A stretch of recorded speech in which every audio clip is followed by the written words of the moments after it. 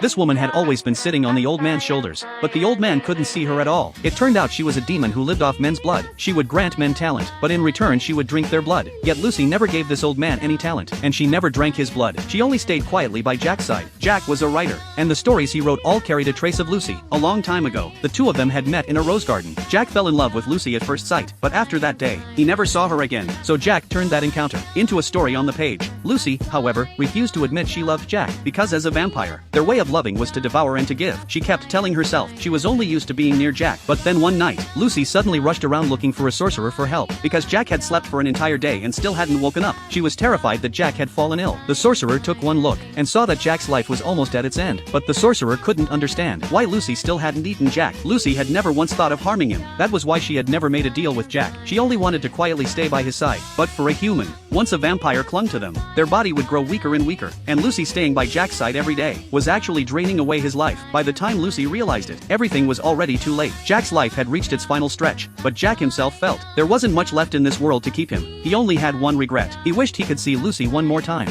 Before that he had lived in a constant slump, with nothing to hold his life up, until that day in the rose garden, when he happened to meet Lucy. He had always wanted to see Lucy again. So one of the sorcerers decided to help them. In the world of magic there was a forbidden ointment. If a human smeared it over their eyes, they would be able to see spirits and fae. The sorcerer spent several days refining it, and finally managed to create the salve. He handed the ointment to Lucy. Lucy spread it gently over Jack's eyelids, and at last, Jack could see her. Lucy was heartbroken. She finally admitted she had fallen in love with Jack, but Jack was about to leave her. Jack, however, felt nothing but joy. He was grateful for this encounter. Jack wanted to give his remaining life to Lucy, but Lucy felt she had given him nothing at all. Yet in truth Lucy had given him the will to keep living. Even though they were doomed never to be together, Jack had no regrets, and Lucy decided she would go on guarding that rose garden, until the day she and Jack met again.